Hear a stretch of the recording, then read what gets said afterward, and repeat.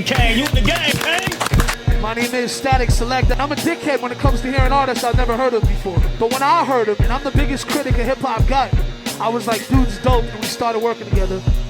Miller on the run up ahead to Williams. He gets behind Austin, and reverse lay-in, and the trailer fouls him. Beautiful play by Reggie Williams.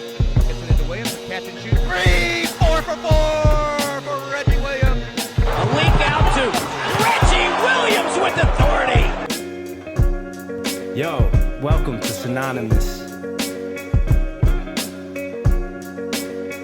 We are back with another episode of Synonymous Podcast. Me and Kane, and today we got a special guest, my homeboy, my friend, my brother from Virginia, even though he don't try to claim it. He try to claim Jersey. Chris Copeland, former NBA player. We are blessed, and it is our honor to have you on our show. Thank you. Welcome, bro. Thanks for coming on. I appreciate y'all for having me, man. This is about to be fun. I already got the drink started. Yeah. Cheers. You know, I feel comfortable. I don't got no drink. What you sipping on? A little vodka cranberry. Okay. No Hennessy and Rose today? Man, you telling all the secrets already? You mixed that? Already? Mixed the Henny and Hey, my bad. We supposed to hold on to that one? Not tonight. That one is, that's members only. Oh, my bad. My apologies. Let me make sure we cut that one out. No. It's whatever. This is what we do. So, Cope, we want to, today on today's episode, we just want to talk to you, let our fans, our listeners get to know you. Obviously, you tell us about yourself. We want to get into your career. We start in high school, college, pro, overseas, your league, your whole journey. Going to what you're doing now, your transition, your hobbies, things you like, get some stories and just have fun with it, man. Just enjoy ourselves for the next, we try to say hour and a half, but each episode we do for some reason carries over to about 2 hours. So let us know. Producer's pissed over there.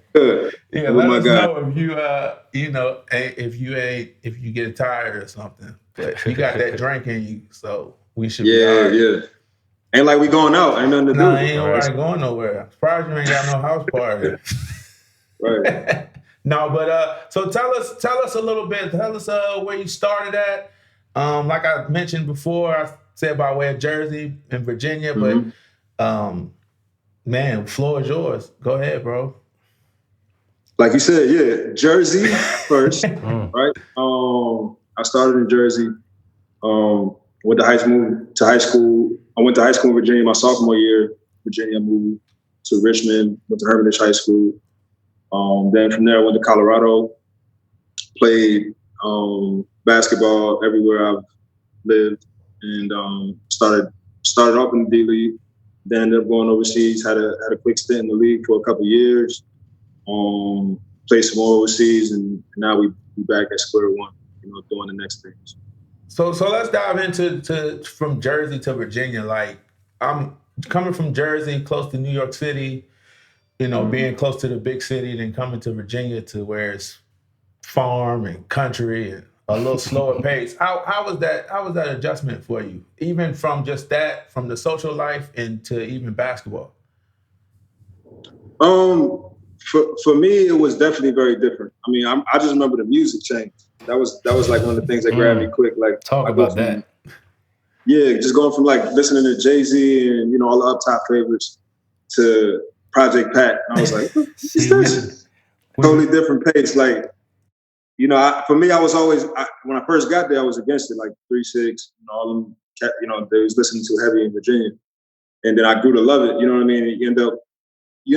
One of the things I learned most about moving to Virginia is being able to be open and learning new things and trying new cultures and finding appreciation for stuff you never would have tried before. You know what I mean? And that carried me in my life going overseas. I had to start now listen to all kind of music. The only thing I can't get with is country. You know what I mean? I'm still having a tough time with that one too. Yeah, even though you dropped some knowledge on who the fuck was that? You dropped Right. he dropped some country fact on the episode about his record on deal. I'm it's like, a how the TV fuck- show that on CMT. It was the like Hank channel Williams. CMT. Hank Williams Jr. We talking about Hank Williams and how his manager was the first person. This is back in like 1940. His manager was the first person to introduce selling merch on tour. And so we was talking about it, and he was wondering where I knew that Yeah, from. Reggie came out and he knows more about country than I do. Yeah, it was a show know? called Sun Records. It's basically based on a true story of how country music started at this record label and to Elvis and et cetera, et It sounds cetera. dope But- on him. Yeah, but back to what you were saying, we mentioned that in the last episode about how Virginia is unique in that regard because we're kind of a melting pot of different sounds. We get, up north, the DC go-go somehow makes its way in the mix. You got the Atlanta stuff, the Jeezy and, all that shit. You got the 3-6, the Memphis. You got the Southern influences. But to me, I felt like growing up, New York was like my strongest influences, even though we were privy to all that other stuff. So it wasn't a big change, but I guess it was new to you just because my producer, he grew up in the South Bronx, and they weren't playing that shit up there, So it really was like an awakening when he moved to Virginia. Yeah, and we probably, talking about age and stuff. I do actually remember the time when Southern music became a thing. There was a time when mid 2000s. That wasn't even the thing. Yeah. When Juvie came on the scene, for example, like, what is this? Juvie And was there nice. was Juvie like had a bars, split. though. Juvie He was had low-key bars. nice. When it first came out, I was kind of like, yo, is this right? What is he doing? Right. But like, I play that song to this day. You know what I mean? You got to feel for a different style. It was original. He's talking, it was his culture. You know what I mean? And I think that was around that time that I came down south. You know what I mean? When that conversation was starting to be had. So like there was other sides of music. You know what I mean? People started coming on the scene, the Outkast, so on and so forth. So it was a good time for music for me to move down there and actually be immersed in that culture. Right. It was a good time. Talk about how the pace changed though socially and for you from the city to the country and the game of basketball. Like, what was the difference in both of those for you? Socially, shout out to my homegirl Melissa Jones, right? When I first got there, she was a nice person, and I wasn't really used to that. To be honest with you, like the Southern hospitality, very nice, sweetheart, homie feel. Like it's not as common up top like that. The conversation, like it's just a different vibe. You know what I mean? Like I credit a lot of that to the weather. Like people. Fucks, get to it.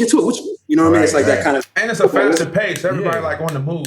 That too, because it's cold. Like let's come on, get to it. And then down south, like she was one of my first friends that I actually got to meet and talk to and get a feel for the environment. She was really welcoming me. I was like, man, is she up to something? Like, you know what I mean? I remember first getting that, like, why is she so nice? And then I started realizing like the culture down south was really, it was different. You know what I mean? It was a slower pace. Yeah. And people just move a lot differently. And again, that was another eye opener for me from a basketball standpoint. For me, it was really dope. I feel like there was Virginia at that time.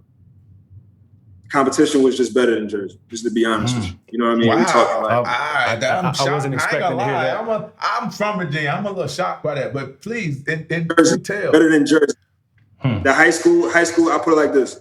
Not saying Virginia is better than Jersey. At that time, the high school prospects coming out of Jersey, I feel like, maybe I'm biased because I was down there with it in there. You know what I'm saying? But mind you, one of my tournaments with Tony Squires, I'm playing with Amari Stoudemire. Right. Again, I'm playing with guys like that, and I could name names that you guys would know, maybe everybody else would know, but like Ty Sally was special. Jonathan Hargett. Legend around here. Jonathan Hargett was special. We got a list of guys that went on and did big things. Even the young and up and comers, Tyrese Rice's, like those days down there. I was seeing a ton of talent left and right. You know what I mean? It didn't feel like it was the same in Jersey where I was coming from. You know what I mean? So I opportunity to really grow amongst, still sharpening steel. You know what I mean? Right. So a couple counties over, it didn't feel the same way in the George? In Prince George? And down Petersburg? Yeah. I mean, for the most part, Richmond, Petersburg, Prince George, Hopewell, all that stuff is 804. So, I mean, he might have had somebody on his AAU team that might have been from there. I don't know, but okay. But like Sean Harris, right? Yeah, Sean was crazy. So Sean is from my area down from Matoaka, which is worse country than Prince George. We played Matoaka. So it's all the same. It's the way I look at it.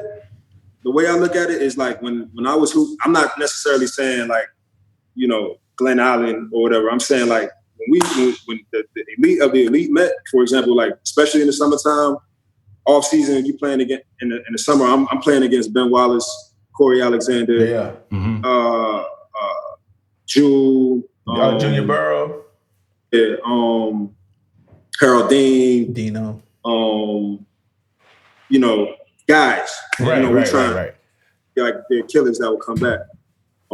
I didn't have the opportunity maybe in Jersey, but I don't know a lot of Jersey legends that go back to Jersey and play. Gotcha. You know what I'm saying? Yeah. Like a lot of the Jersey legends is wherever, you know what I mean, in different places. So the opportunity to actually play against elite competition, not only from my age range, but then, the basketball culture was just better. You know what I mean? Because now you got the old heads that was coming back, no respect to the guys, but the old heads was coming back and like putting us on.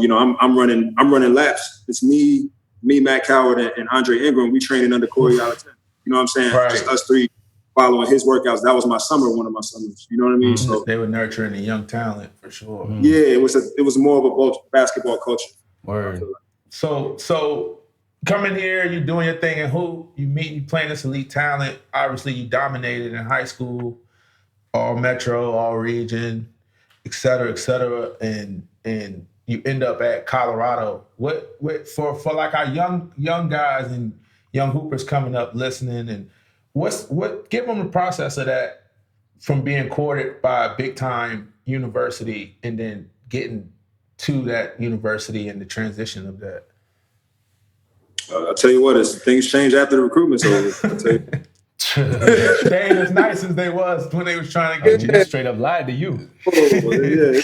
Wait a minute. Like, sorry. What I got? Yeah, but he went to Colorado. He went Big 12. Right. It's different. But that's an example. Pac-12 now, but it's way different. different. But I'm just saying, at all levels, they trying to get you there. You know. Yeah, and now it's go time. I mean, and honestly, in the grand scheme of things, it was a good experience. Everybody has their complaints, but I'm here for positivity. So I mean, my second red cup. Maybe we get into it. So what was that Big 12 bump like? Like what was that competition in the Big 12? Like that's what I'm saying. That transition from high school to the Big 12, you going against Texas, Kansas. Because, I heard a story about you and LaMarcus Aldridge, but I won't bring that up. Shout out to Nick, man. Shout out to Nick. So what was that Big 12 action like? If Nick watches, this is what I'm talking about. You know what I'm saying? But anyway, he know what it is. I need to hear this. The adjustment was crazy. I mean, again, every time I moved, I feel like at my younger ages, I got to really see, it's different out here. You got to keep working, if you have these dreams in front of you. And, even moving just to Virginia, I got to see different levels. Like I wasn't there, you know what I mean? And I knew I had to, like in high school, I was waking up, 6 a.m.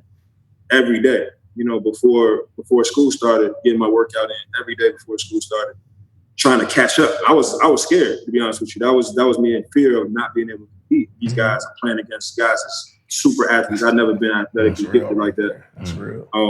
I was just trying to figure out how to be good enough to compete. You know what I mean? And then next thing you know, I'm going to the Big 12, and now you got to see, my rookie year, my freshman year. This is Nick Collison, who was a monster in college.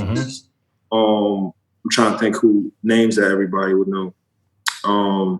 I remember the names: Taj Gibson, Wayne Simeon. Taj Gibson was at Oklahoma. Was before he went to USC. Oh, he tried. Nah, you think it's somebody else? No, not Taj.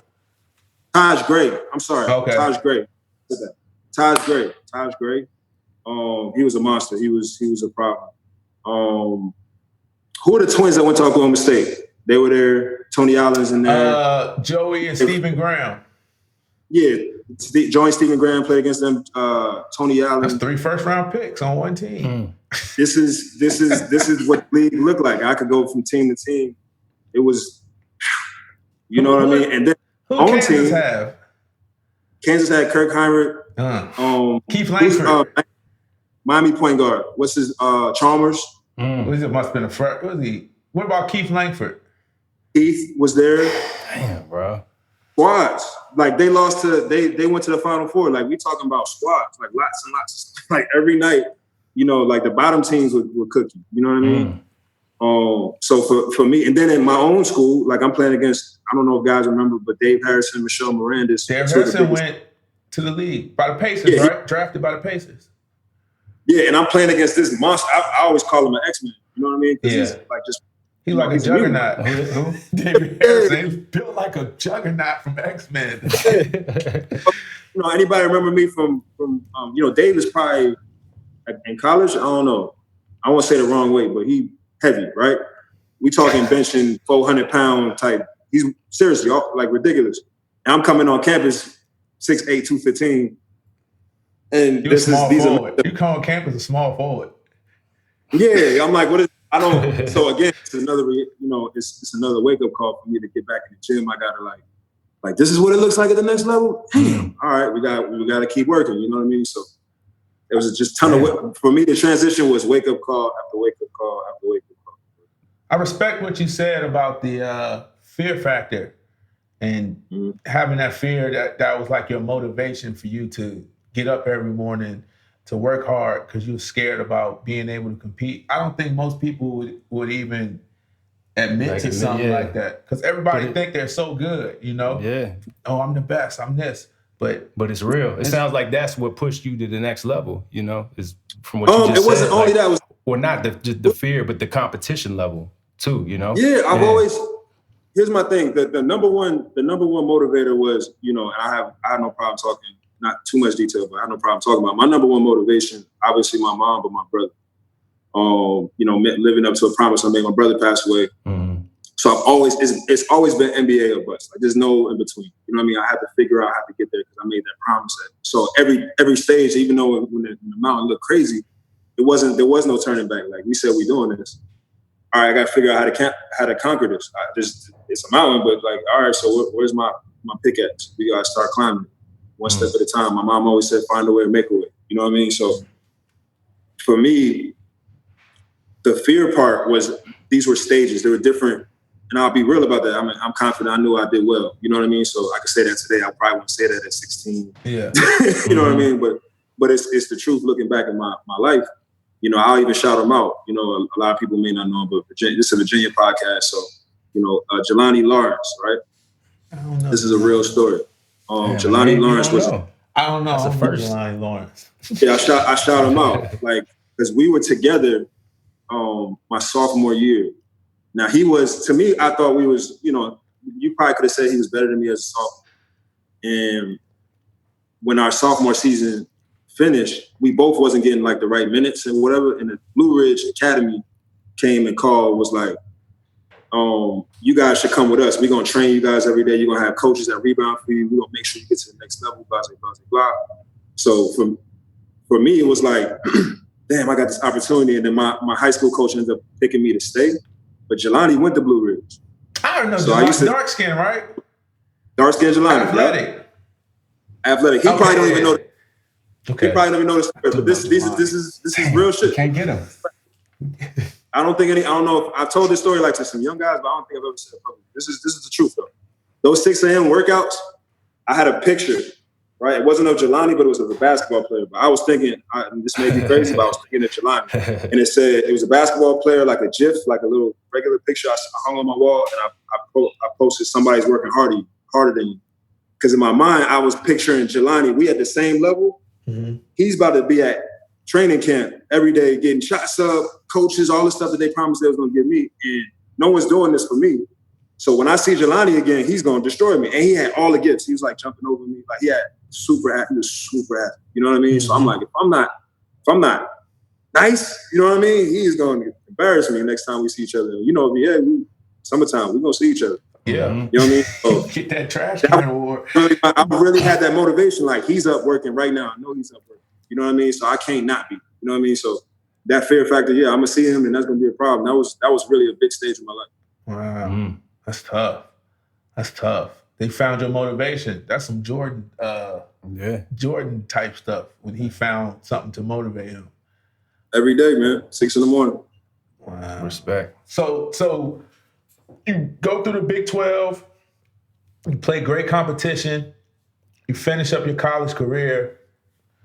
Where do you go from there? Another rude awakening, another mountain. When I come out of college, I'm trying, obviously, like everybody, trying to figure out how to get to the NBA. Doing workouts and whatnot.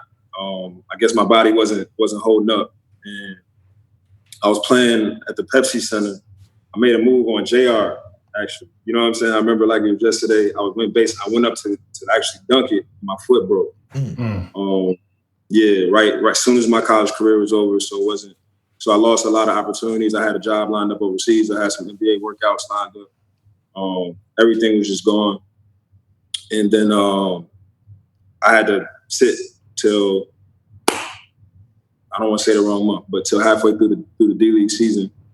And I remember my agent calling me. I was fortunate in Colorado. There was a D-League team there. They let me do my rehab. But I was fortunate. I remember my agent called me like, yeah, there's a team in Fort Worth. If you need to fly out there and have a practice with them and maybe make the team. And I'm like, you know how that go, Reggie. Like, if they're not flying you, they're not really interested. Right. You know what right. I mean? Basically. Yeah. Right.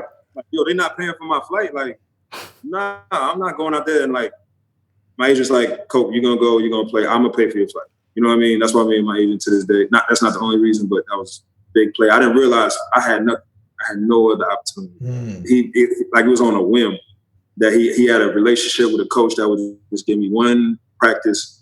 I had nothing. I don't know where I would be without this one practice. I didn't know that at the time, but that, we talked about that later. So I went to the practice. I made the D-League team, and then I started to jump. I started showing people I could play, and then the story goes. But shout out to my agent, man. I had a situation similar to that one time too. After I played, going into my second year. So it was after I left France. My rookie season in basketball, I went to France. And after I left France, I was trying to get back into the NBA Summer League to play. And I didn't have shit. I'm like calling my agent, like, bro, what's the problem? I played last year. Like, I don't know. I'm young. And it was like a day or two before the Lakers Summer League was flying out from LA to Vegas, which is like a 20-minute flight, 40-minute flight, whatever. So I go out there, and they pretty much got their team set. Like, this is what we take in the Summer League. We brought you here, whatever. And they had a point guard there named, I don't know if you remember, named Bobby Frazier, who was actually starting point guard at North Carolina for I remember the name. 2 or 3 years, right? And I just so happened, like you, I beat them out. They sent them home, and then I went to Summer League with the Lakers. And like, I just, same thing, like I didn't have no other opportunity. And that was it. Because even after that, like, that's when I switched agents. And I didn't even have nothing like really overseas. Like, and I had just came from France averaging like 12 points, 5 rebounds a game. Which in Europe, that's solid, especially like first division. I was like first level France. Like, I think the highest average that year in France was like 16. And I averaged almost 13 a game and 5 rebounds, and I couldn't get a job. Like, I was like, this basketball world is crazy. Yeah. So what is that like? Because both of y'all had similar experiences to where it was a couple of years before you got to the league. You had, you did D-League stints and overseas and things like that. And I can somewhat relate, when I threw my head into the music industry, it was at least 5 years of grinding before any kind of big opportunities paid off. And things started happening. And that's kind of with everything. and I know both of y'all are competitors, but during those years when you're like, man, I don't know if it's gonna happen. Like, what is it? Is it a hit on your confidence, or you just like, yo, I know I got it. I just got to keep grinding. Like, talk about those years before you get to the league. You and me. Well, for me, it was not being able to get offers from Europe after coming off a season in Europe, like, hit my confidence a lot. Thank God the agent that I had, I'm still with my agent. Thank God I had him in my corner, and he kind of kept me going. And he told me to go to the G League now, but at the time it was the D League. Yeah. And he advised me to go, and I was between him and my D League roommate, Ron Shade. Between him and my D League roommate, they just kept me motivated and going. And I was fortunate enough to just only play by half a season in the D League before I got called up to Golden State. Yeah, that's right. So I had people in my corner that kind of pushed me to get to where I was, to that point in my life, which was the NBA. Right. I can't speak for Coach. Right. What was it? I don't know if it took a hit for him or not. Yeah, I mean, it is. You know, Reggie will tell you, it's a super tough road, bro. Like, it gets very dark. It gets very dark, very frustrating. But it's only, you know, fortune favors the bold, bro. Like, you have to be willing to take those punches. You have to be willing to, like, take that uncertainty. Yeah. It's a waiting game is a bitch, man. There's no other way to put it. Like, I don't know if I can curse in here. You can curse. Oh, yeah. Go for it. It is, man. Just as far as, like, the people wouldn't understand what it is to, like, eat off this game. And, you know, that check isn't guaranteed every month. You know what I mean? Even when you sign and you overseas, that check isn't guaranteed. Because you might not get that shit. My bad. Go ahead. Go. That shit you make me mad. But you Dog, you talking the truth? Because, I mean, bro, you got to understand. Bro, I, as a team in Spain, I ain't going to do that on camera, but they owe me 1,900 euros. I mean, the grand scheme of things, what is that? I remember that because I needed 1,900 euros. Damn, right. 1,900 euros about 3 racks. Yeah. Probably over 3 racks. At the time, I remember, I will never forget that number, 1,900 euros. To this day, they owe me. You know what I'm saying? Like, and it's that, like, dog, you are holding that's how I eat, bro. Like, you know what I mean? If I can't get on the team, if I can't do these different things, what am I supposed to call? Mom's like, I mean, we men, like, you know what I mean? Like, what am I supposed to do? We got to figure this out. And then you got to go play with that type of mind. You know what I mean? Because you can't just leave because I could tell you a long, long story, you know what I'm saying, about what happened to me. They can keep you and not pay you, and you can't go anywhere because you signed a FIBA contract. So and then if you leave, they talk bad about you to other teams. Or they hold your rights. That's the worst thing they do. Yeah. They hold your rights. Like, if you leave, they'll just be like, you cannot play this season. So, you know what I mean? So you can't leave. So is it dirty? Is it just like fine print in the contracts where they can get you on shit, or what? Nah, like, the contract is standard. Solid? The contract says this is what you get. Yeah. So how does that happen? How do those situations happen? Man, it happens. I'll put it like this: when you sign that contract, you sign it for it's a contract. You get paid for the duration of the contract. Yeah. If you get paid for the duration of the contract, you're supposed to be there for the duration of the contract. So that being said, the problem is the fight, right? So you want to think, I could take this to court, I could do this, that, and the third. Brother, season going. How long does it take for these things to happen? You know what I mean? Just as fast. Reggie just had a great season. He just gave you an example. Even when you're playing well, the job's few and far between. Yeah. So now I play that game where it's like, I can't say what am I doing? I'm gonna sit down and have my lawyer take care of this as the season continues to play. I'm not getting footage. I'm not getting game time. I'm not. So no, you have to continue. Damn. Right? Because if you don't play, people are gonna question you. You don't know what they're saying to other coaches. Right. You don't know. And then the second part again about the contract is if you leave, they have your rights. This is all FIBA is connected, all of Europe, right? And I think even, some South America, I think it's all FIBA, if I'm not mistaken. They have your rights. They're all connected. So if I'm in France and they're holding my contract, Can't it's play all nowhere free. Prevent you from playing somewhere else. Can't go to Italy until that contract is up. Yeah. So that postseason, unless they give me clearance, Yep. then I can't go anywhere. You know what I'm saying? So you playing that game like, damn, you trying to be nice, but they not paying you. And you know what I'm saying? Like that type of game. Like Grimy. in it all. I haven't been through the worst, to be honest with you. I know worse. Man, worse I've heard stories. so many horror stories. Damn. It's ridiculous. I mean, you got But it's- guys on top teams over there, like EuroLeague teams, that's 4 or 5 months behind on payment. Like, you know, we talking about guys that's making like millions over there. So they like 500,000 in the hole right now. Like, Yeah. And you thinking, and when you say 4 or 5 behind, that could be it. Like it ain't necessarily like we're gonna make it up to you behind. Right. That's, You might not never see we that. might give you 2 months of that and be like, all right, like, yeah. Right. You might. It's- You might. And it's- they wait for you to go home and be like, I've heard teams tell guys, all right, sue me, good luck. yeah. You gonna pick right? What type of lawyer you gonna pick? And they, you know what I mean? They're the team that has all the connections. Wow. All the political, et cetera. So I mean, that's you're in their place, you're in their land right now. You know what I mean? So That's crazy. that's what you gotta deal with. So what are the positives of the overseas?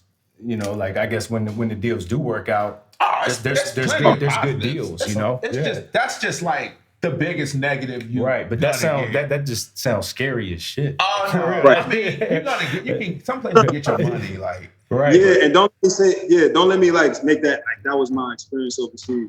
Because it wasn't like all bad. You know You're what I'm just saying saying? the realities of it. You Yeah, know. like if you're talking about the challenges, I thought that's, you know what I mean? I just want to Facts. answer that. Yeah. But I love my time overseas. I met some of my closest friends overseas. I have, you know, one of my overseas coach is the one who changed my life, sent me to the NBA. You know what I mean? oh, we're gonna get into So that. I don't get that. I haven't gotten that from any of my coaches. I've had some great coaches, but this guy changed my life. I wouldn't have had that without going overseas. Right. Overseas culture is beautiful. I mean, you talk about, Get to see the world. you know, some of the most beautiful cities in the world. You know, Barcelona is my favorite city in the world. Like, you know, there's many more. Athens. You go overseas and see some really beautiful places. Food, lifestyle, it's dope. You know what I mean? Being You can overseas. say it. You can say women. I was like, damn, do I have to say it? waiting. My wife is over there. I was waiting on you to say it. Like, bro, what's the hold up? Like, He said beautiful places. Like I'm only on one. like I'm only on one. like the feds is watching or something. Like, Only on one. say it, bro. Beautiful women for sure. My man, wife is in here. I know. I was Chill. like, damn, I'm gonna say it. I'm gonna just say it. Beautiful women. I mean, I could easily say it. You know what I mean? say it, You know what I'm bro. But yeah, no, the women, obviously, nightlife, all that. Yeah, Crazy, for sure. crazy. You have some of the wildest sounds for sure overseas. What was your You favorite? know what I mean? So they party. Honestly, they party like better. You know, because They it's a start different- later too. Yeah, they start. It's like being in Miami, except every country overseas is like Yeah. starts at 1. Dinner started Yeah. dinner is at like 11. Yeah, then you go out. 11. Then So you eat. sleep late or what? Well, what they do is they take in their culture. And you they talking take- just about Europe? yeah, or- Europe. yeah. So in like Europe, what they do, like stuff is open in the morning, and then they take their little siesta midday. Right. Oh, Then they open back up at like 6, from like 6 to 10. Then it's dinner, and then we get into the let's money. get into it. And stuff go to like 5 in the morning, 6 in the morning. It's just What was y'all favorite spot? Or like, what was the best nightlife? Or what was my the best spot? best nightlife. I've been to some terrible cities in Europe, but my best experience so far, nightlife wise, is Moscow, Russia. really? For me, Moscow is like that. I mean, that's for Damn, me. I wouldn't have guessed that. Oh, Moscow was popping. I don't know. What's your favorite city in Europe? Barcelona by far. Oh, you did just say that. You did just say I Barcelona. think it's my favorite city in the world. I ain't gonna lie. I like Barcelona better. I've considered moving and being like, you know what? Wow. You just want to go to the Ibiza and hang out. I haven't been there yet. I haven't been either. I'm trying to get there. I don't know if I can handle it though. I don't know if I can handle What is it. Ibiza. It's an island off of Spain, but it's It gets wild. it's a big party, like 24/7. I believe in you. No, it's just that's what it is. can handle it. I don't know. I'm old now, man. I'm old. My body break now. So what countries did you play in Europe? I know you mentioned Spain.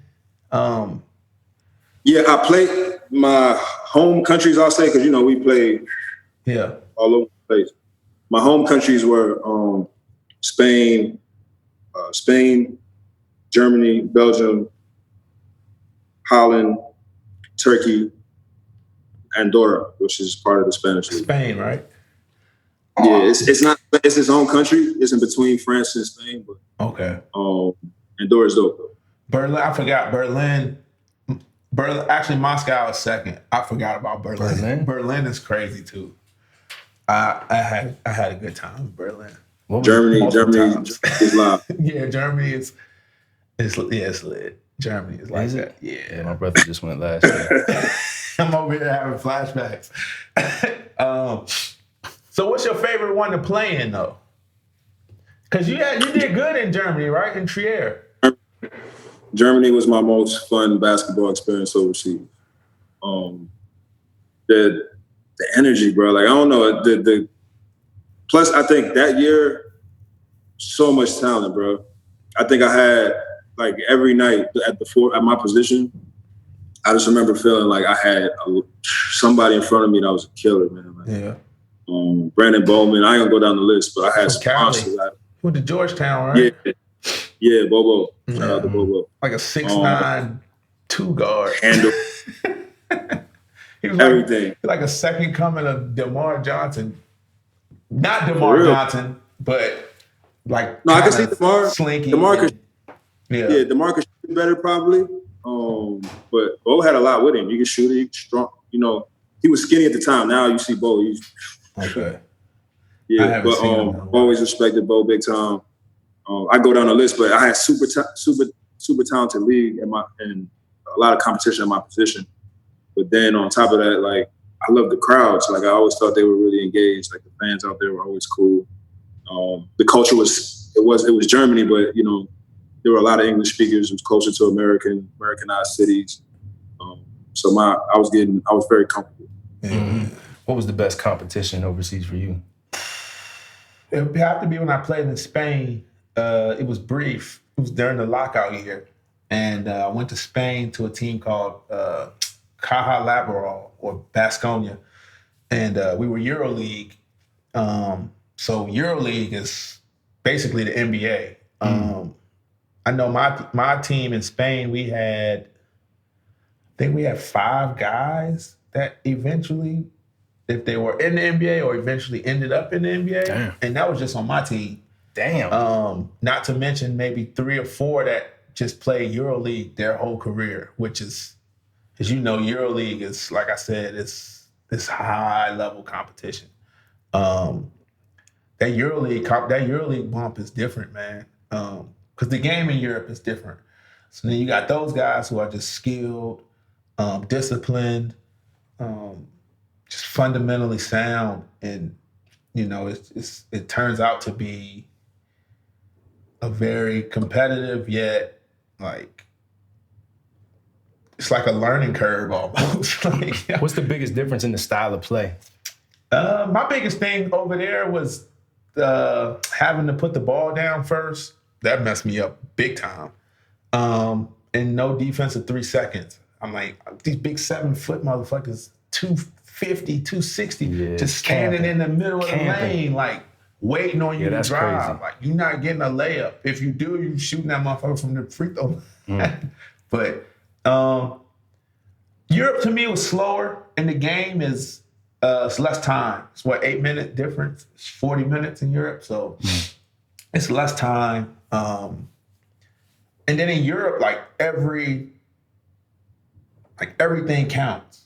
Like in the NBA, it's 82 games. So if you have a bad night, it's kind of like, all right, we play tomorrow, we get it back. Mm-hmm. But in Europe, it's like you play once a week if you're not playing in EuroLeague or Euro Cup. And if you're playing in one of those competitions, you're playing twice a week. So every single thing is like important from the tip off to the finish. And that was the biggest adjustment for me. It was just a little bit slower, but I feel like it was more physical. Mm-hmm. More physical, I thought, in my opinion, that I just wasn't used to. Well, I was in France, but when I got to the NBA, the physicality kind of waned a little bit. Still physical, but then in Europe, when I went back, I was like, shit.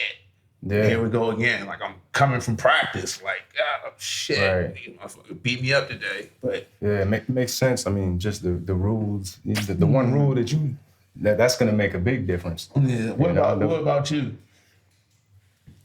What was the biggest difference? Like, The biggest difference, I hated that, man. As a scorer, I know you feel. I hated that weight in the paint, man. Like that they could sit in the paint. I remember getting the catch, like they be a man. yeah, And my sweet spot, like off the block. right. So I used to catch the ball and see them go 2-3. I'd be like, come on, bro. Sitting there, like, Yeah, just like the whole team would just. I'm like, it felt one was too. You know what I mean? I was like, bro, like As soon as he touch it, switch. Man, Switch the zone. I hate that you could do that. Like it felt like cheating. You know what I mean? Like that was, and like he said, the same. It's the same for everybody that goes over there. That first dribble, that's travel. You gonna get a turnover a game for the first however many games till you figure that out. Hold on, what's the rule? So in America, if you catch the ball, you catch it and you just sweep through and go. Yeah, you good. In Europe, if you catch it, I think they just changed the rule on that like last year. But if you catch it and go, it's a travel. So you have to catch it. That's why you see a lot of Europeans catch it and do like this first and then make their move. So they drop it. That's where that originated and from. then they get back into it. And it's like, that's stupid. But I think that rule was put in place to help them kind of like in the 80s and stuff because the Americans that were coming over playing Europe was just too fast and athletic. Okay. No, seriously. It makes sense. Yeah. So that's the word. That's what he said. Yeah. So for those guys, for having to put it down, it slows the American down. But that's why I was saying, like in Europe, if you average like 15 points, 16 points, like you hooping, like they're gonna be like, oh, he's a scorer. He can score the basketball. Because you're not gonna play 40 minutes. You can only play half the game, which is like 20. You might play 25, but. So if you averaging 15 points in 25 minutes, like you getting to it. Yeah. So I mean, I thought that's Europe it's a great competition. It's great for people like especially first year players if they don't make the NBA to go over there and get that experience because it actually teaches you the game and teaches you a different way to play. It helps a lot. So you did the Europe. When did this opportunity come? As you mentioned before, you had a coach help you. How did he help you get to the NBA? He changed my mindset. I could actually be free and talk to him about like, yo, I want to go to the league, and he'd be like, all right, how you gonna do that? You know what I mean? And all right, well, this, that, and the third, and he would break down all the ways to do it. You know what I mean? He used to say, success it's not a destination, it's a journey, right? So you got to think it's a lifestyle, right? So it's a way, like he used to be on me about to be winning, to be a winner it's daily activity, it's daily preparation, it's getting sleep, that's what winning is. It's like, it's not the score at the end of the game, it's all the things you do leading up to that. So and I had to see him every day. So he was on me about everything. You know what I mean? And literally screaming till I'm red in the face about, like, I was telling a story not too long ago. Like, I remember I would have, I have a dub on somebody. We win the game. And he'd be screaming on me at the end of the game. Like, I'd be like, Coach, I had 22, 7, and 3 or something like that. Like, and we won. Like, what's the problem? He said, yeah, your guy, he had 17. You know what I mean? And he's like, he said, you should have 30 and he should have 10. You know what I mean? Like, you should be attacking him every time. You should make it harder for him to catch. You know what I mean? Like, that's the difference. You're not dominating. You think you're dominating because you score more than him, but you're not dominating. And he would be on me, dominate more. And it just became a thing. He turned me into a dog, really. Because I was good when I got over. I was a killer. And he like trained me into like becoming a different version of myself after days and days of tape. I watched more tape than, like this guy was on me, you know what I mean? But he really believed in me, you know what I mean? At first it was fight. Like, I ain't gonna lie, I shed some tears behind it. for it. Like, cause it was like, why is he on me every day? Like, it was frustration tears. Get off me, you know what I'm saying? And you know, like then I started to buy in. It took me a good period of the season. Then when I bought in, I was like, all right, let me listen. And I would just tell him, like, talk to me, like, stop screaming at me. And he respected that, but then he would really start teaching me. He was, every now and then, he'd still get on my back, but I trusted him. He was like one of the first coaches that I like trusted to guide me to get into the next level. By the time I left him, I did 2 years in Belgium, and I had that killer. And I didn't have anybody telling me what to do. Like, cause he still was kind of like, this is how you should attack. But now I had the mentality with all the freedom on my next team. And that's when I started putting the numbers and getting MVP. And then like, it was all she wrote. What made you buy in? Like, what did he do to earn your trust? I quieted myself for one, and just really look in his eyes. You know what I mean? I'm like, he's not screaming at me to like, and then he would also like pull me to the, like certain times, like, listen, I'm trying to help you. Like, and as young men, sometimes we don't want to hear it because we know everything. You know what I mean? So when you quiet yourself and just listen to the message, you know what I'm saying? Like, sometimes it is not the right message. You know what I mean? But if you quiet, and I saw his intent, like, all right, I need to just ignore whatever my emotions are and see like, what is he really trying to tell me? Because like, he broke it down to me one day. He was like, listen, as a coach, at the end of the day, it does me a disservice if I don't get you to that level. Because if you're not playing well, we lose, I get fired. Mm-hmm. You know what I'm saying? Right. My job is depending on you. Yeah. I'm giving you the stuff to help you, to help me. And he didn't say it like that, but like that's basically what it was. It sounded like he was also helping you personally though, too. You know, like investing in you. Yeah. Huge. He took it, he invested in me, man, like a lot more than he did with any other player, I'm sure. That's dope, man. That's good to hear. And it went and it paid off, you know what I mean? But the thing is, like, again, like I had to really quiet myself to really listen to the criticism, which is very hard to do as a young man. You know what I mean? And once I figured out, we're all prideful. I'm still like, I still have elements of that. Now I'm a lot better at it because once I've seen when I just listen, even if they talking crazy about me, I'll listen and be like, is there something here for me to benefit from, to grow from, whatever. And once I started doing that and being more accepting of the criticism, then I could start growing. I'd be like, okay, so I keep attacking this way, but let me try. I know I feel comfortable this way and I get buckets this way, but he keeps telling me, look, if you go this way, watch what happens. Watch the corner, man. Watch what happens. Like, and I would be like, all right, cool. And I did it once, like, you know what I mean? Now let me try this. Oh, this works. And the help side does come from there. And it is wide open. That's why he drew the play up. Like, oh, you know what I'm saying? Then I got to see the game different. You know what I mean? And that type of thing. So, and it just opens up your mind to different possibilities. So I just had to quiet myself. Yeah. That's dope. That's a good story. You ever been in a situation like that? Like what? Like, as far as like with rapping, like criticism and things of that nature, to take a look, absolutely, take a different perspective of it to help elevate. That's what I was thinking of when he was saying that, and yeah, I wanted to ask you, like, but you can't listen to all of the criticism. You know, you gotta filter it out and be like, okay, so I mean, you were listening to just certain credible sources of criticism, correct? Yeah, that's why I said you had to. I said not everybody. You're like, you don't listen to everybody. 100%. Right. Yeah. And so it ain't. I'm not sitting here saying like everybody telling you something is to benefit you, but you can take nuggets from all types of criticism if you want, or be able to. I remember you also have to consider the source 100%. And I remember Reggie was the first one. Reggie helped me more than he know with my first year in New York. For real, these are facts. So I probably never told you. I don't remember. You don't remember, but like I leaned on my people, bro. Like I really listen to people. I don't like talk about a lot, but I'm very, I pay attention. And it was Summer League, right? I don't know if Reggie remembers, but I asked Reggie. I was like, Reggie had already been an assistant in the league. In the system. You know what I'm saying? It's a system. Hey Reggie, what I'm talking about? Know what I'm talking about? Anyway, he already been in the Matrix, right? So I was, I had talked, my first game with the Knicks, the night before that game,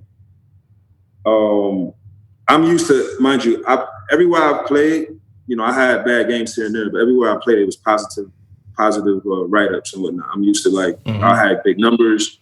What are you going to say? Like, coach scores points. Yeah, cool. It was always positive. I got to, when I first signed my contract, nobody knew who I was. I was coming from Belgium, one of the smallest countries ever, you know what I mean, in basketball, right? And New York hears about this. So you know how New York fans about everybody they pick up, right? So they boo everybody in the draft. Jeez, they ain't It doesn't matter who it is, bro. They could have got Zion and booed. I'd have been like, come on, my bad. Nah, but so I, you know, when I signed, they announced it. You know, it wasn't like a Zion announcement or something, but it was like, you know, Chris Copeland signs with Knicks. Because you know, when you sign that contract, even it wasn't guaranteed. When you sign that contract, it's for the season. You know what I mean? It's just not guaranteed they can cut you. You sign the non-guaranteed, and the guaranteed date is January 10th. Right, exactly. Something like that. You have to sign a contract. What people don't really know is when you have to sign a contract for vet camp. Yeah. Just to try out. You know what I mean? So you might not get no money, get per diem. Yeah, you ain't get paid and none of that, right? So, but people see Chris Copeland signs with such and such. Yo, the articles, I could break down the articles. I remember like yesterday, but the articles cooked me. It killed me. You signed who? From where? Every article frying me. I'm just, because I'm used to seeing my name pop up. You know, you get notifications or whatever, like people saying, and this article leads to this one, and you know, you hit the click the negative. I was like, fuck. I remember, Reggie, I don't know if you remember me asking you. We talked about that. You told me, don't look at that shit. I don't remember that. You don't remember that? No. That's funny. Don't read it. You don't remember telling me not to read it? Bruh. Okay. You told me not to read the art. You said, don't read it. So don't pay attention. You can't read that shit, man. I'm telling you. Yeah. Well, you told me not. Do you remember telling me that or not? No. Okay. I remember that shit. You know what I'm saying? Because I was like, and it was something I had to start paying attention to. You know what I mean? And for me, because at night, it rocked. You know what I mean? It rocked me big time. Mm-hmm. And that's kind of what goes into that, like, because we human, you know what I mean? Right. You have to consider the source of what's going on. And it's more shock value. It's more papers when they can talk shit. Facts. For a person that because it's people talking shit that never even done what you done. Like they can't. You like, how can you even understand? Right. This? Well, 100%. But those are the people. Truth. Those are people that never did anything. The ones that's talking. You know what I mean? Like people that's really doing stuff have nothing. They don't do that. Right. So just doesn't happen. I just thought of one though, and this Reggie helped me out in this story as well. It was like fucking whisper. It was like 2010, 2011. I had it was like a video of me doing a freestyle. I think it was over like a Pusha T beat or something, and it was getting some traction. And this was when you was playing for Golden State, and you gave it to Mr. Fab. And Mr. Fab said, "Yo, your boy can spit. Like he can rap, but he has no image."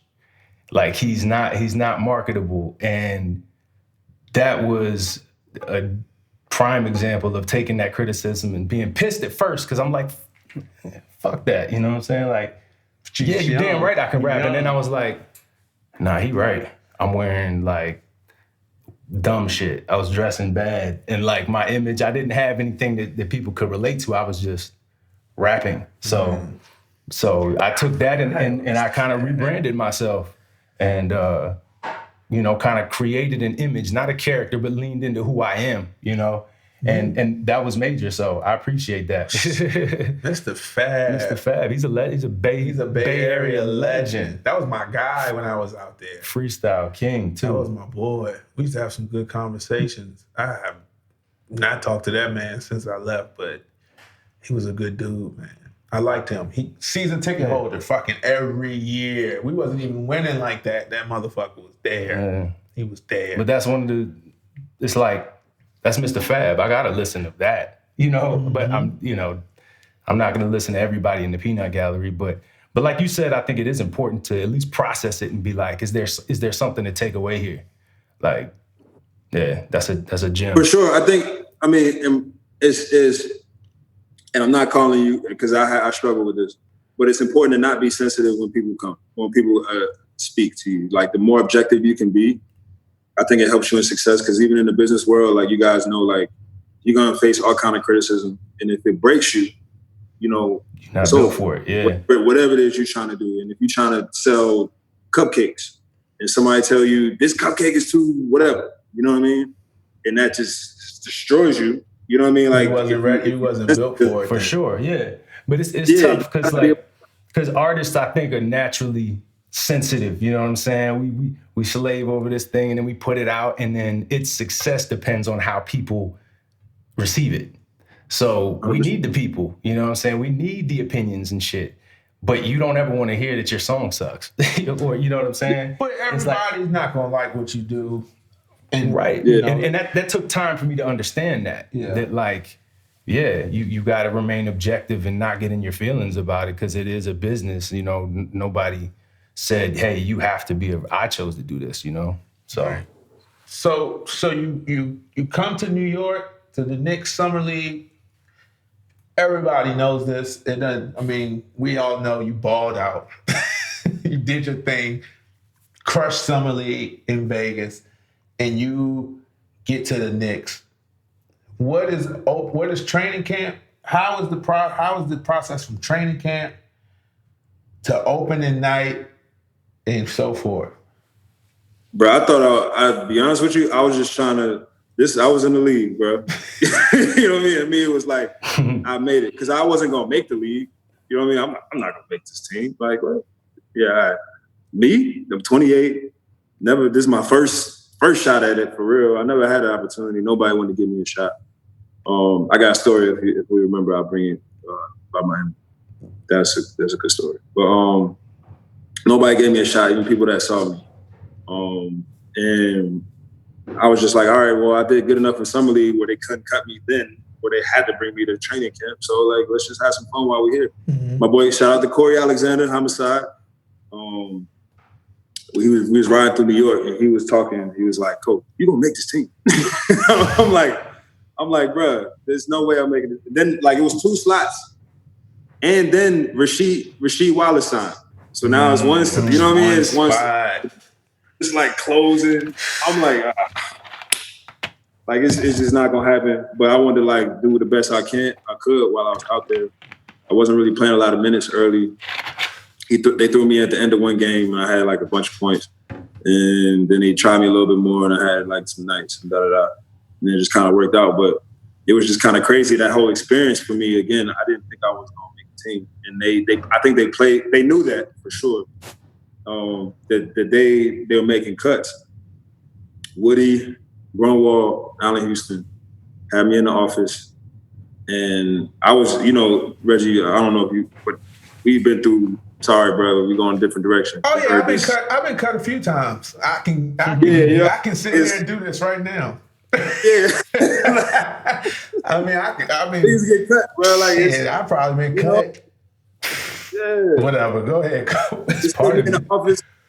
Yeah, they sent me in the office. You know how I go. You walk in. Sorry, we're gonna call you. Coach, we're gonna call you in. Da-da-da. It's cut day. We all know. Everybody know what time it is. They got the fact that you even made it to the last day is impressive in itself. Like, not for you because you made the team, but for somebody that even don't make the team, if you make it to the last cut, like the day before the first game, it's like, shit. Same in football. I'm right here. Yeah. Same in football. That's nothing to. Yeah, because Reggie's not telling you. Well, Reggie's not saying what that is. They don't like you. You gone fast. Mm. The first day, there's no rules to it. There's no friendly. They ruthless like that. It's you cattle at the end of the day. So sorry, bro. I appreciate you, but you gotta go. Your car will pick you up in an hour. You got no time to shower, grab your bags. It's and they ain't gonna think twice about you. You know what I mean? So Reggie. So I felt that was my moral victory. Like man. We did all right. We fought good. I had some good games. I had some high scoring numbers. I probably ended up back overseas. Like, this is where I belong. You know what I mean? Like, that out of my head. Like, I'm really doing that. Right. I ain't gonna lie. I'm like, I played as hard as I could. I did as much as I could. Like, they about to cut me. I know. And they gave me that energy. And they said, come into the office. And they like, come on. There's no smiles. is like, Glenn. Glenn's like, I'm sorry.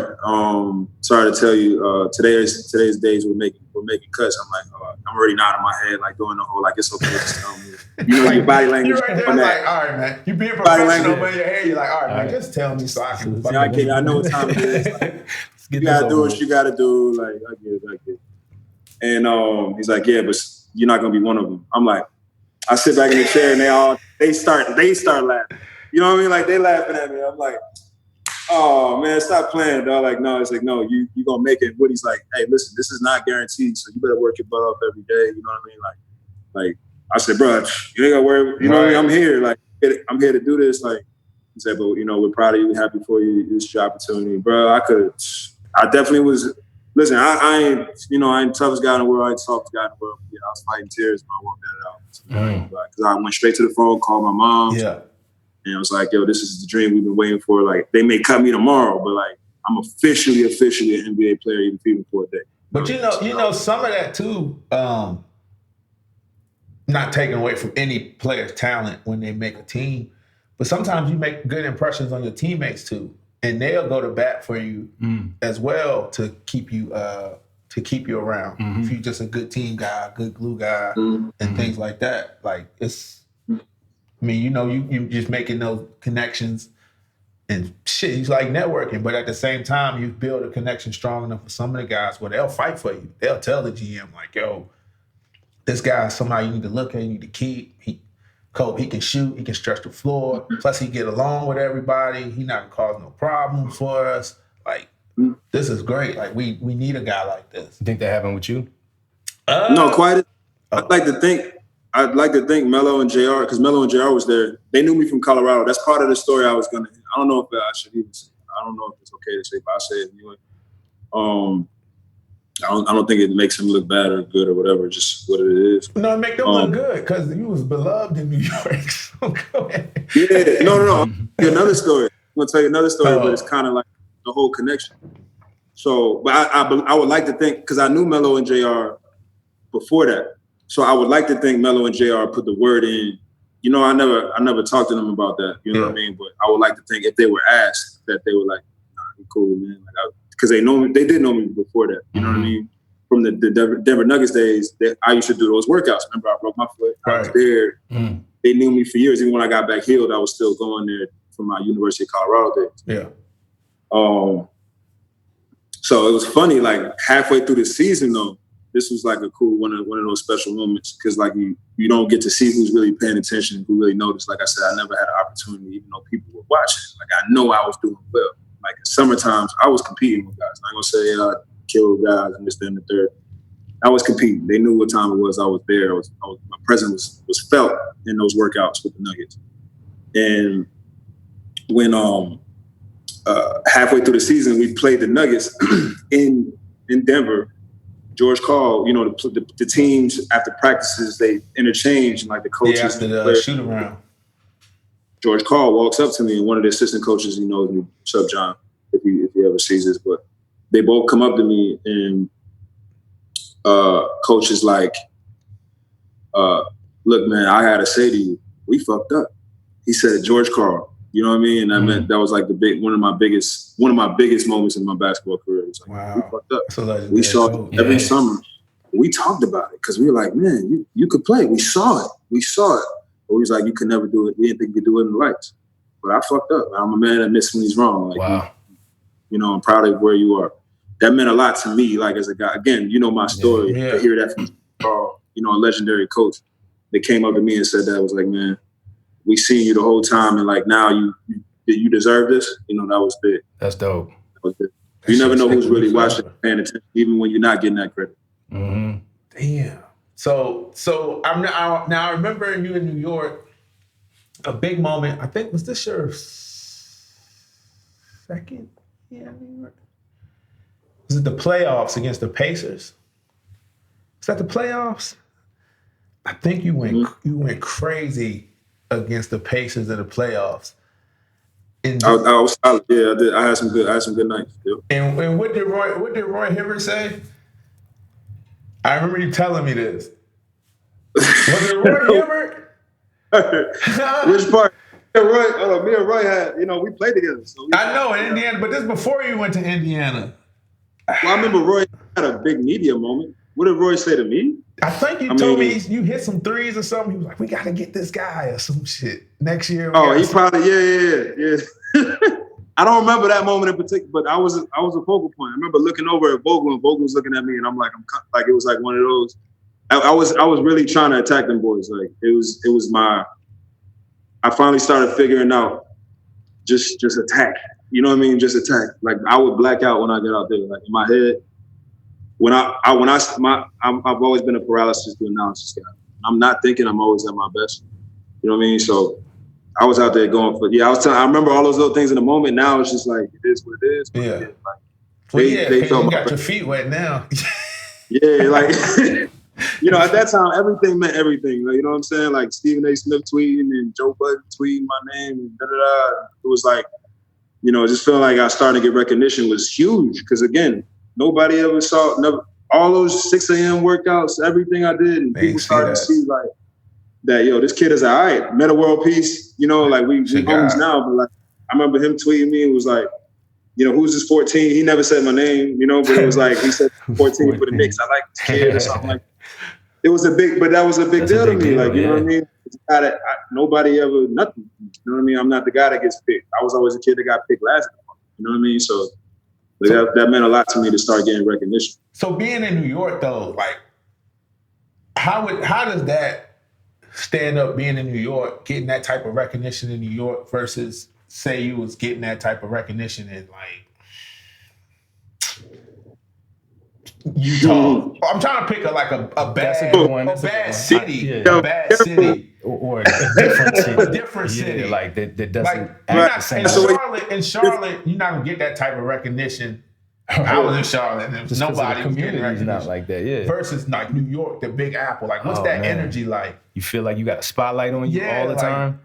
Look, that was a decision that was made. Like when I started, mind you, the Knicks had shown me the most love. So I was always going to try to go that direction. That was the majority of my conversation, but I remember talking. I like to shout my people out. So Mike Haynes, we were talking. We was playing against each other in Belgium. I played against him for years, and I was sitting in the car with Mike. I'm like, yo, this New York thing might really happen, and I'm like, shit, it's got to be New York because I mean, at the end of the day, if I look bad, everybody's gonna see. Yes, for sure, the whole world's gonna think you ain't. But if you do well, everybody's gonna see. You know what I'm saying? So it's like that opportunity. You think of like Achilles. He's talking to his moms, and she was like, this is gonna be one of the greatest wars the world's ever seen. Like that's what it feels like in New York. Everybody's watching you. All the media hype is there every night. That's hard. That's hard. To be able to handle that pressure, though, like you got to be It's different. It's different. But that metaphor is tough. You got to want it. And it wasn't easy. Let me tell you, I'm not sitting there. Yeah, I wasn't. I was very blessed. I was very fortunate to have the right teammates around me that helped me like weather those storms. I got to look left and right and see human beings weathering that storm and do it at a high level. So I got to see I can do this. I was watching guys. This is what I do. I pay attention to. I'm like, I'm doing this right. You know what I mean? And am I tripping? And I would see them trip over tweets. See them like certain guys you wouldn't believe I wouldn't throw out there, but reacting to shit. And I'm like, okay, so it does bother them when things happen. And I can be human. It's not like some of the biggest names these are real basketball. people that feel things too. Burner accounts and shit. These are real people, so it's okay for me to feel things. But regardless, they figure out. I've seen them miss shots, so it's not the end of the world if I miss shots. You know what I mean? And and teammates will talk to you like that. Like, bro, this, I had the right group. I had a great older group, veteran group with tons of Hall of Fame veteran players that helped me. You know what I mean? So I don't want to take, but yeah, I wanted that. I wanted all that. I wanted to be in the lights, and I wanted energy. Yeah, I wanted that action. Crazy. You know what I mean? Like you playing in the garden every night, but like I played in the garden, but it wasn't every night. Like, how does that feel, bro? When you running down the court or you warming up and you seeing fucking Seinfeld, Spike Lee, fucking Seinfeld. man, Seinfeld's a big deal. Yeah, no, facts. No, it's just that was the first name you No, said. I want to say Spike, but that Spike is kind of like a given. That's why I didn't really say it. But you still gotta throw him out there. Yeah. But you seeing Jack Nicholson. no, that's L.A. Oh but yeah, you're my seeing bad. like top models. You seeing world everybody champion boxers, Tiger Woods. It's the same as like LA. that. It's the same kind of stardom. Yeah, that well, Spike Lee is the New York and Jack Nicholson is the LA. Facts. Like how is that when you run up and down the court, you might hit a shot. You just you look at it, cry, you're like, oh shit, that's motherfucking Mike Tyson. But you trying Do you have moments like that? You trying to guard KG or some shit. Like, god damn.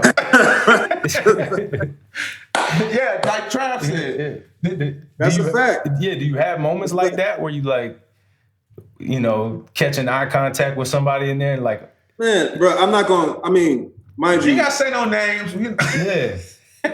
No, but when you see, listen, I'd be lying to you if I said like I didn't notice somebody was in the crowd, such and such. Like, come on now, of course, you know what I mean. I'm not gonna pretend, especially me. Like, I'm not the bravado guy.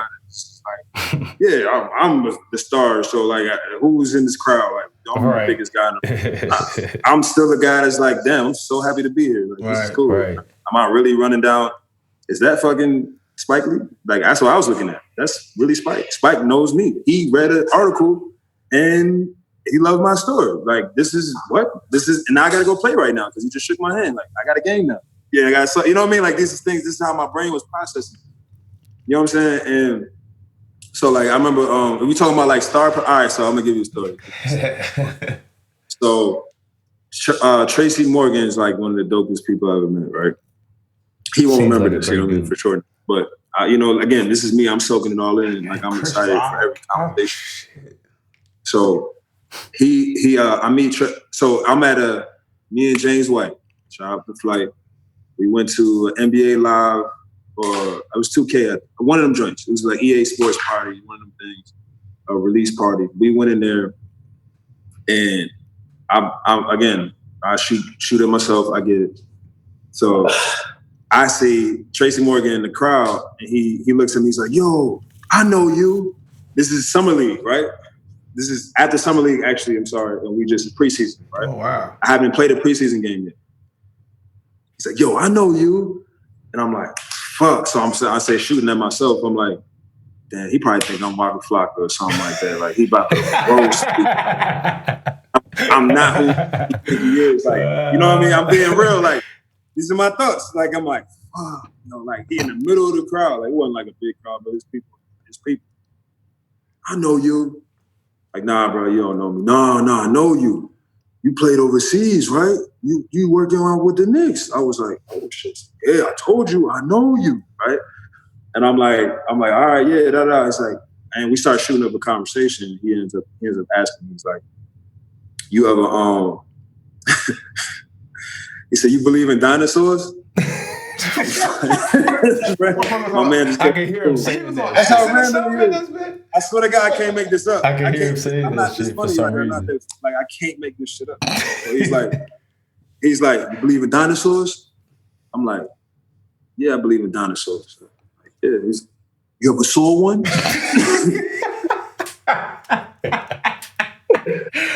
I'm probably high as shit.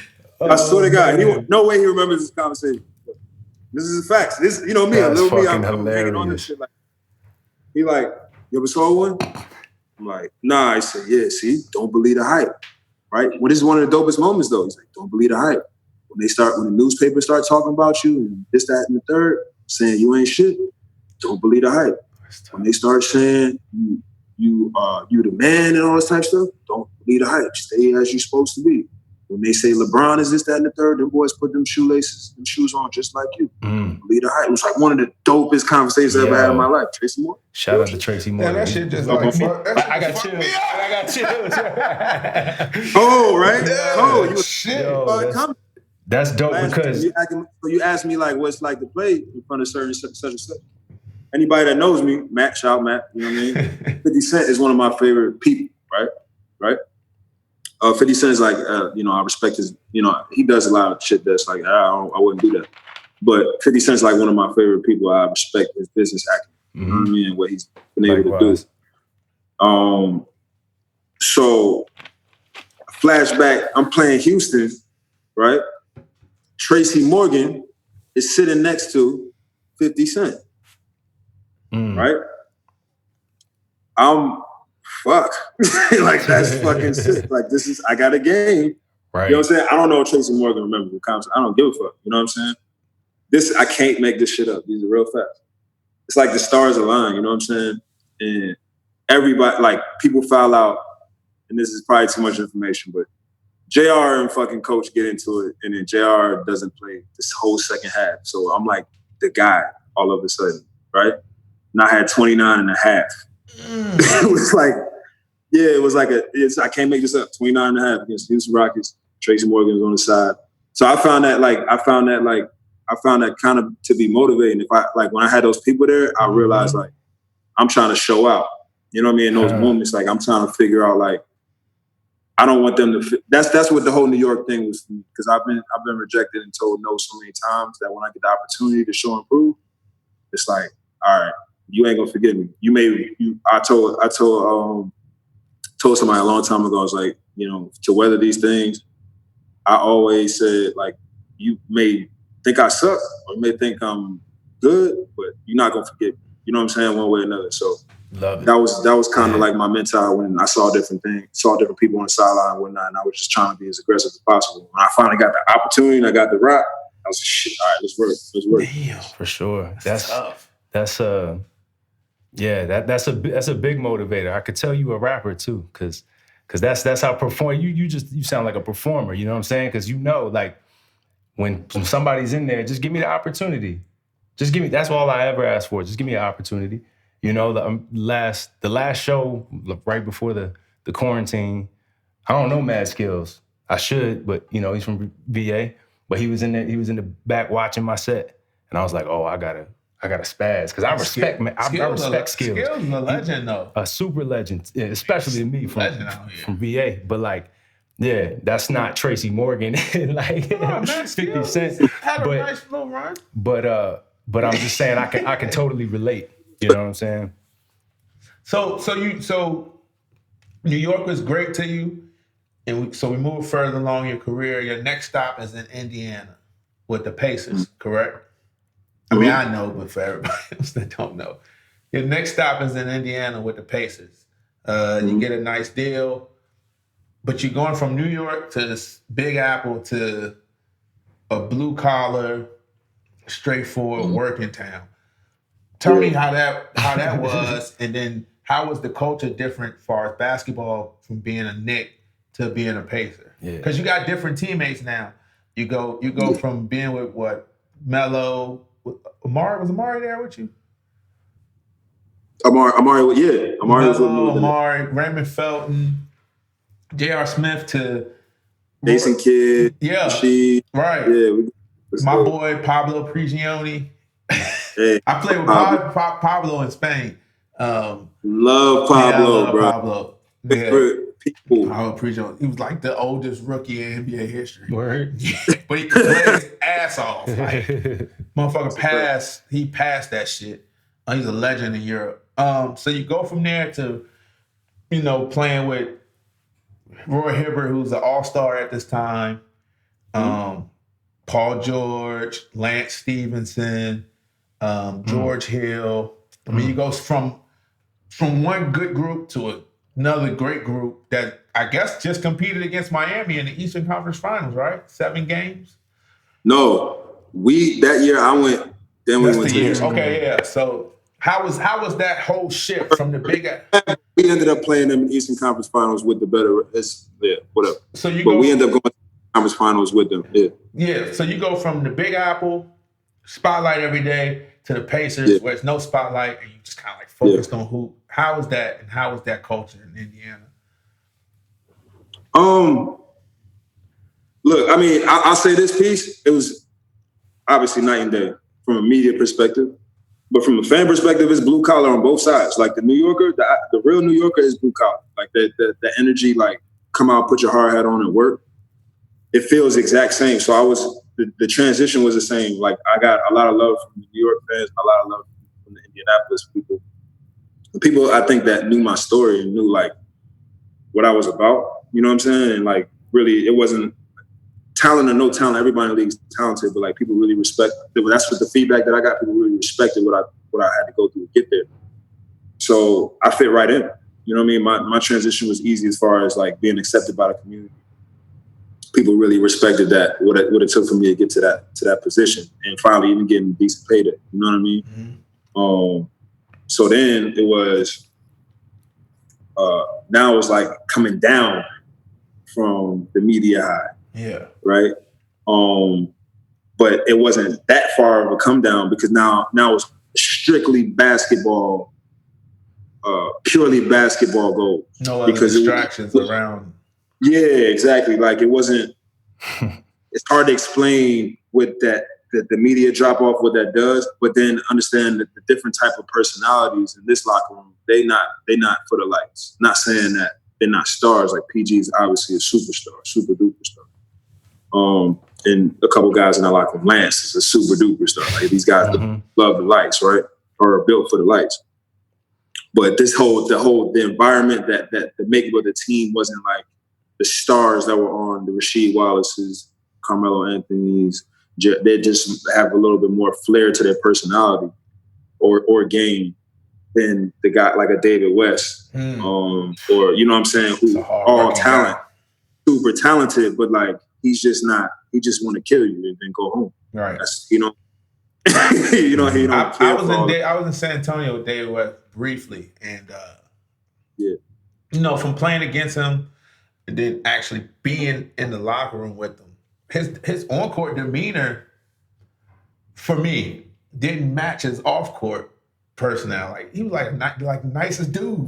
It's like you're on the court, you're running around flexing on people. Fist ball, right? Yeah. But then off the court, you giving me game, giving me advice, knowledge. You just a nice dude. Like we sharing a conversation. I thought he was. I respect that. Yeah, I like David West, man. I like his game. Like even when he was in New Orleans, like I was like this because he was an all-star in New Orleans with a fucking mid-range jumper and a hook shot. Like, I love this game. Yeah, kept it simple. You know, that's D is one of the dopest dudes, man. Like, we actually gonna be doing something. I'm gonna call you about that, by the way. I just spoke to him yesterday, as a matter of fact, and I'm seriously gonna call you. All right. Yeah. But D West is like one of the dopest. Huh? So we doing side business deal. Side deal on the podcast. Yeah, that's true. That's cool. Don't let me forget though, because I like everybody. That's I'm not gonna let you forget. My mind. You know what I'm saying? Like in my head, I gotta get it off before I forget. I'm not gonna let you forget. You see, you know what I mean? But it's dope. He got some dope things. That's the thing about Dave, though. Like he's more than and so much of us, you know what I mean? But so many of us, Dave is like more than basketball, more than athlete type guy. Like he's super. You know this, you know what I mean? Like he's super sharp. But his basketball is basketball. Like the other side, his persona, he like you said, he give you game. He got so much going on up there. He has a lot to offer you know, the world. You know what I'm saying? He got some stuff brewing that's going to be super dope. Like you'll see, everybody, you'll see. Dope. Shout out to Dave. So you in Indiana? We won't get too much into it. Well, no, your second season in Indiana, you starting though, right? Okay, out of necessity. I keep it real. As I said, I ain't gonna bluff you. That's tough. Yeah, I ain't gonna bluff you. I wasn't supposed to start. Okay. But Indiana was successful.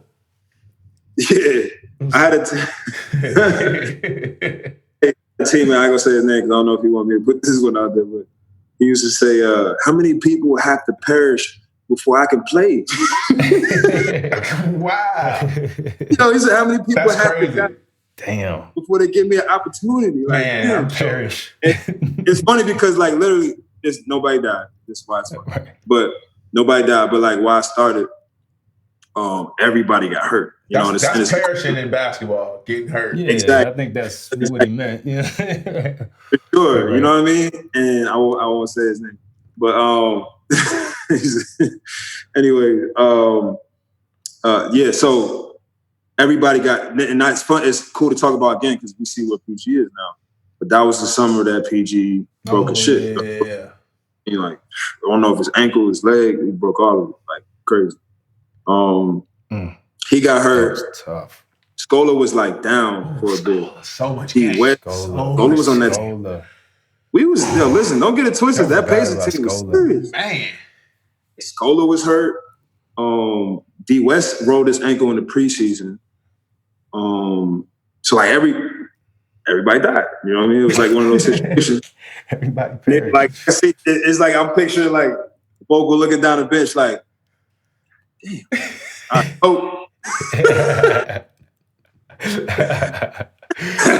That's all right, coach, man. Fuck shit, go. You know what I mean?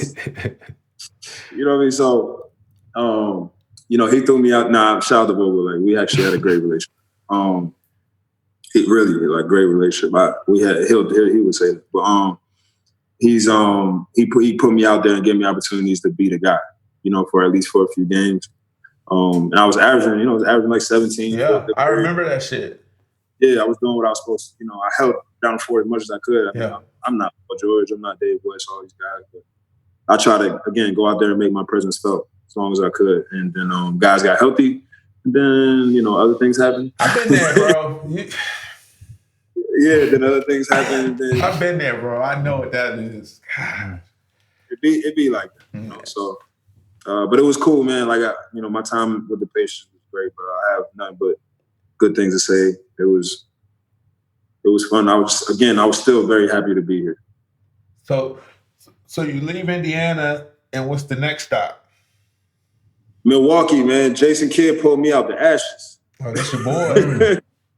Yeah, he pulled me out the ashes, man. Like, I had a situation, and we won't go into it, but I had a situation. A lot of people weren't as high on me and wanted to give me an opportunity. Jason Kidd was my teammate in New York. Then he became head coach in the Milwaukee Bucks.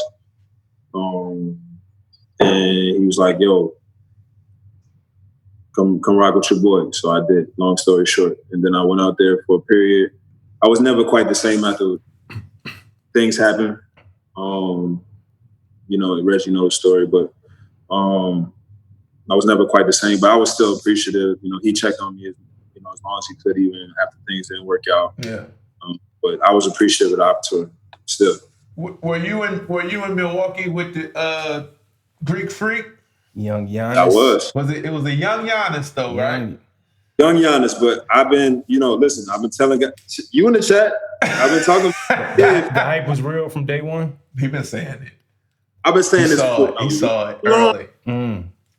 Long time. But when I got to be there, I always knew he was going to be good. Like, even when I was with the Pacers, I was like, anybody can see, like, all right, he's 7 feet, put the ball on the floor. That's how I felt about Steph, but go ahead. Yeah, you could see something is going. Something's coming. Yeah, he say his piece first. Go ahead. Yeah, you always knew he was good. Story too, but like I was like watching him. But then when I got to get to see him every day, and I got to see his work ethic, I got to see certain moments. I got to see his passion, like how serious he takes this game. Like, I played with some talent. I played with Carmelo. I played with Paul George, legends, Hall of Famers. Yeah, for sure. Yeah. Easy, But when I got to actually like see Giannis, it was something different, huh? Something different. Bro, we played. They had this. I remember he was playing somebody. We had to do this game. Scary. No, bro. Yeah, bro. It was 1-on-1. You did a 1-on-1 drill, the closeout drill. Yeah. You can't until you get a stop. Right. You get off. Gotta keep going. Giannis didn't take. I ain't gonna say the kid's name, but hey, Giannis did not stop. It took a few minutes, bro. And when I say a few minutes, you gotta imagine like that's a long time in that drill. Yeah. Long time, bro. Long time. He would not stop. Bucket, dunk, rim here, dunk. Like he's just like, I'm like, dog. To the point we on the side, like I remember me and Moose was like talking to like some of the coaches, like, come on, let's get to the next drill. Like, no, we gotta get stopped. Next drill. Giannis was like it was no different. That was just what it's supposed to be, though. You know what I'm saying? Like I'm not saying nothing like it's competition, and he wants to kill you. Like, and that's no matter what. drill, setting, His practice. His dog is so different. So that's what You know you what I mean? saw along with the intangibles. And after hours, he's in the gym. They used to call it night school. He going there, he's shooting extra, doing all the extra work. So if the guy has, and I'm talking often, I don't say every night, I don't know every night, but like often, you know what I'm saying? Like he's doing night school, doing all the extra stuff, bringing in his little brother, you know, doing all this extra stuff. On top of the practice, on top of the extra after practice, he's doing this religiously, and there's no slowing down. Like this is his routine. This is what he's about. He's not the party guy. He ain't trying to hang out with cats. He's about his business. I hadn't seen that type of, you know, Paul George works his ass off. Even Melo works a lot more than people would believe. Like, no, I believe it. Mm-hmm. Summertime Melo is hoodie persona that Melo. That's different. No, Melo works his butt off. Paul George too. He's running on his own. He ain't posting it, but he running. You know, trust me. I know. But they're not. Trust me. They're not doing what Giannis is doing. It's just he's maybe that's the youth and I seen that with the 7-foot dog that plays with the type of pain that's like remembers his life upbringing, what he had to go through. He plays with that. His story crazy. So I'm like, yeah, this guy I think is, and I see it. I think he's going to be one of the best to ever do it. You know, I've said I think he has a chance to be the best to ever do it. I've said I stand by it. One thing I always wanted to ask you was, do you think Jason Kidd helped mold Giannis to where he's at now? I'm not saying he made him MVP Giannis, but Giannis was so young. Like, do you think Jason Kidd, like the same way your coach did with you, instilling that dog in you and things like that, Jason Kidd being an NBA champion, a Hall of Famer, an All-Star, do you think he saw something in him too that kind of helped mold Giannis to where he's at now? Or do you think it might have been, obviously he played a part in it, but do you think it molded him to where he's at now, like to a big impact, or do you think it just kind of came along? I think he definitely had an influence. I won't say that's why he's there, but I would definitely say he had a big influence. In the sense, it would have to be up to Giannis to tell you exactly like how much of an influence, you know what I'm saying? Right. I did see that. I would watch them and think of my relationship with my coach. You know what I mean? Because he tell him the things like, if you don't do this, you're taking your foot off the gas. Right. He would have those type of conversations. Like when you settle for this jump shot, instead of going to the rim and just dunking on him, right here, this is what you're supposed to do. You're not dominating. I remember thinking that in my head, like Jason would be on him about, like, bro, why did you do this? Do it like this, because they can't do nothing with you when you do it like, you know what I'm saying? So when he had those conversations, I used to think in my head, like, bro, he's trying to make him that. I don't know if that's a Giannis question. Right. I feel like Giannis did. Well, I'm just saying, from what you saw, do you think, I should rephrase it, from what you saw, do you think your story of your coach helping to instill that dog in you can relate to Jason Kidd and Giannis' relationship? 100%. I just don't know if Giannis would say it was that to him. You know what I'm saying? I'm just saying from your perspective. From my perspective, Jason was trying to do what my coach was trying to do with me. You know what I mean? From me outside looking in, I think Giannis definitely was listening, and I know he has a lot of appreciation for Jason. But a lot of the stuff he has done on his own, so maybe he may not say it was Jason. He may say, nah, this has been me. And you know what I mean? I don't know is all I'm saying. You know what I mean? But I know Jason's definitely tried. That was the relationship I know he wanted to have, is the one I have with my coach. Yeah, I just think it's dope that you could relate to that. Like, as you move further in your career, the fact that it like just came full circle again. Like, yo, I went through the same thing. Saw it again. That he is going with now, but I'm at this level seeing it. Like, I think that's just pretty dope that you got to see it again. But now you get to see it from a different lens. You know what I'm saying? Because in such a business, how common is that? You know, and the NBA is such a big business. How common do you think that is, where guys just get really invested in, you know, their particular players or whatever, and really take them to the next level? Is it common? Because I mean, I wouldn't know. No, the thing about what's dope about Jason, you know, and everybody got their shit with him. You know what I'm saying? But the thing about Jason that's dope is he did it. You know, like when you have, I think more basketball players should be coaches. especially like the ones that have had major success. Like Jason, to me, I don't think Jason's in it for a check. You don't need another dollar. Mm-hmm. Right. So this is strictly career. from a position of whether some guys, even me sometimes like will have like I didn't understand some of his angles. I'll be totally honest with you, but his essence was trying. I don't like his delivery sometimes, but I always felt like he was trying to give game. That's all it was. You know what I'm saying? Some of the stuff would be like, "Yo, you're Jason Kidd. We can't do that. We don't see the floor." Facts. It's just simple. Like it's that simple. You know what I mean? But Jason Kidd at the end of the day, I believe it's his calling. Like, you know what I'm saying? Like I think he's trying to give game, and it's not about, like you said, there's a business side where a lot of coaches are just trying to like keep their job and have longevity and win games so that they can keep the job. This is really what it comes down to. A lot of coaches are doing what they need to do to keep the job. Jason Kidd never felt like he needed a job to me. He feel like he valued the relationships more. Yeah, for him, it was just like, yo, I think if anything, Jason wanted to show he could win again in a different realm. That may be his only personal thing, which is understandable. We all want to win in all the things that we want to do.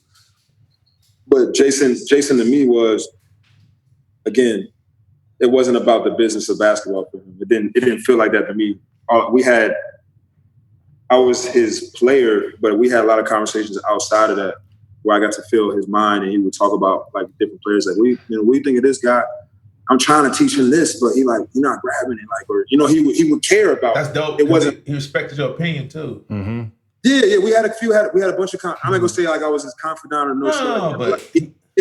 But we had a bunch of conversations outside of where he was really trying to break down to me like the team and like what his agenda was, and I had that relationship with him as a player. He could trust me and like talk to me, and I would really try to help guys in different ways when I could, when it made sense. And I've had relationships with pretty much all my coaches I played with. I've just always been a middleman. You know what I mean? So, but his didn't feel like business. In response, it didn't feel like business with him. It felt like all the coaches cared. I don't want to say these other coaches didn't care, but like his was more like, shit, man, I got this game. Like, take it. Why won't they take it? Mm-hmm. But y'all also was teammates before, so y'all had that like peer level relationship at the same time.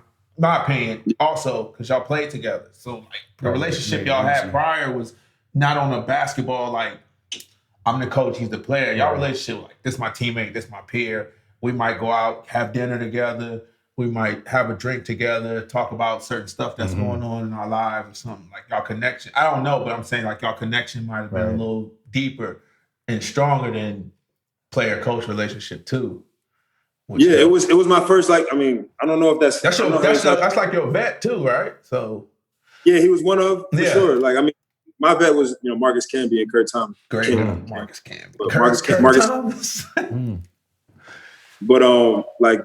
But J Kidd, we used to be in the ice tub together and just chop it up. You know what I'm saying? Like, he used to give me game in the ice tub. You know what I'm saying? Like, I remember that.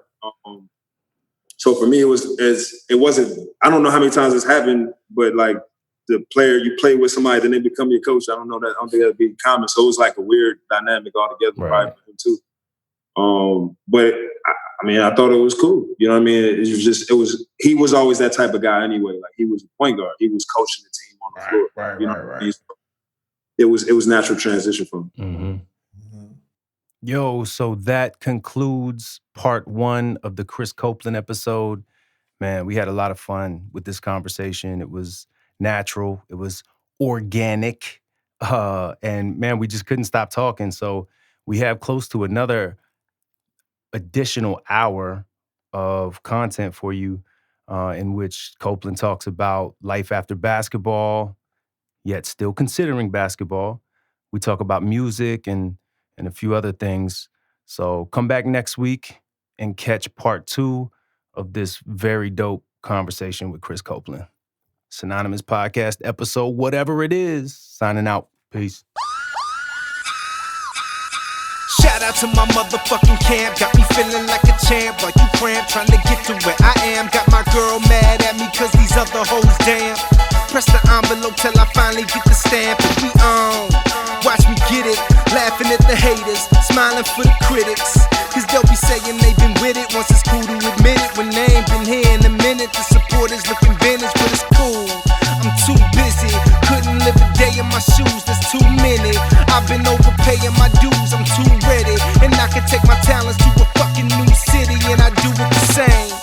Feel like I'm losing my brain. What you doing with a movement I could do in a day? In pursuit, but I cruise in my lane. I'm putting out hits, but I ain't got a shooter to pay. Suited for greatness. They say it's in my future, but I could taste it. You only get a moment, but will you waste it?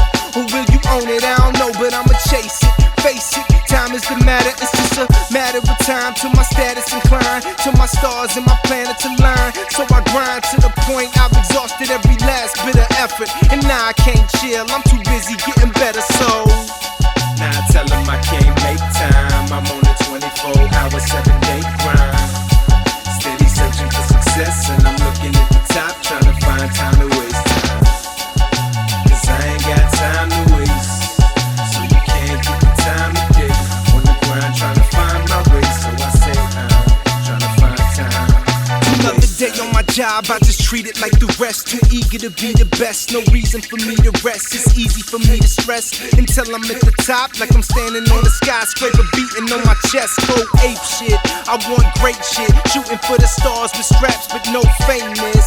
And I'm aiming at the top with my finger on the trigger, trying to make this little spot on the map look bigger. And they'll be bitter cause they not a part. Got a lot of hard work in my line of art. Got too much momentum now to stop it and park. And I can shine with a motherfucking shot in the dark. I got the juice now, Tupac in the part. I'm off the roof now, just doing what's in my heart. Dough coming soon like the father of Bart, and I'ma be able to put the whole shop in the card. I mean, I'm anticipating my transition, waiting to land in the position I could picture painting from a fan wishing into a man risen. And you only ammunition if you isn't with the vision. And my future's so bright that I gotta squint. I'ma probably need something with